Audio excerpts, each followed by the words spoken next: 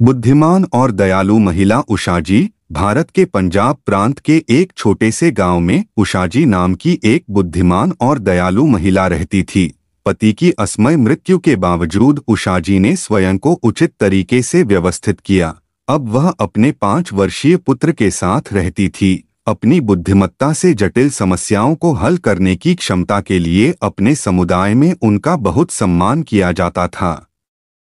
उन दिनों अक्सर गांव में चोरियां होती रहती थी। चोर दिन में गांव के चक्कर लगाकर यह सुनिश्चित कर लेते थे कि आज रात किसके यहाँ चोरी करनी है और रात्रि में उसी घर में चोरी कर लिया करते थे। एक रात 4 चोर, जिन्हें रवि, सुरेश, अनिल और राजू के नाम से जाना जाता है, ने उषा के घर को लूटने का फैसला किया।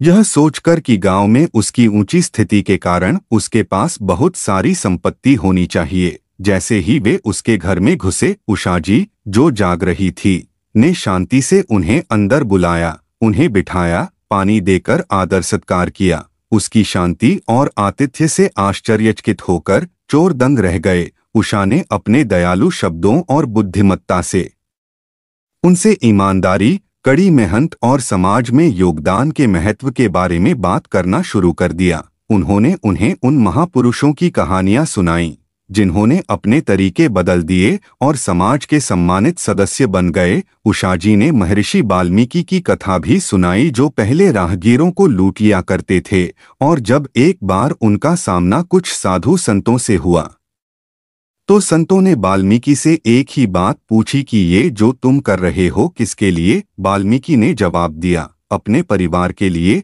तो आपके इस पाप का भागीदार आपका परिवार भी होगा। उन्होंने अपनी सहमति तो आपको दे रखी है न? मैंने कभी पूछा नहीं, अभी पूछकर आता हूँ। जब वाल्मीकि ने अपने परिवार के सदस्यों से पूछा कि क्या वह जानते हैं कि इस पाप के वो सब भी भागीदार हैं, परिवार ने उत्तर दिया, हमें इससे कोई मतलब नहीं कि तुम किस तरह धन लाते हो, हम तुम्हारे द्वारा किए हुए पापों के भागीदार कैसे हो सकते हैं। सुनते ही वाल्मीकि जी ने तुरंत निर्णय लिया कि आज से अभी से वो सत्य के मार्ग पर चलेंगे। उषाजी ने दूसरों की मदद करने से मिलने वाली संतुष्टि और इससे मन को मिलने वाली शांति के बारे में बात की। उन्होंने उनके कार्यों के परिणामों के बारे में भी बताया कि इससे न केवल उन्हें बल्कि उनके परिवारों और पूरे समाज को भी नुकसान होगा। उसकी बातों से प्रभावित होकर चोरों ने अपने निर्णय पर पुनर्विचार करना शुरू कर दिया। उन्हें अपने तरीकों की गलती का एहसास हुआ और उन्होंने बदलाव का फैसला किया। उषा ने उनका हृदय परिवर्तन देखकर उनकी मदद करने का फैसला किया।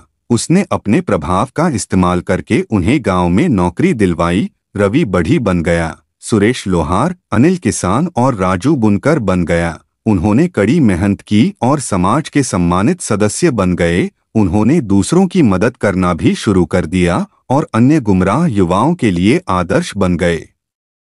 उषा और 4 चोरों की कहानी दूर दूर तक फैल गई।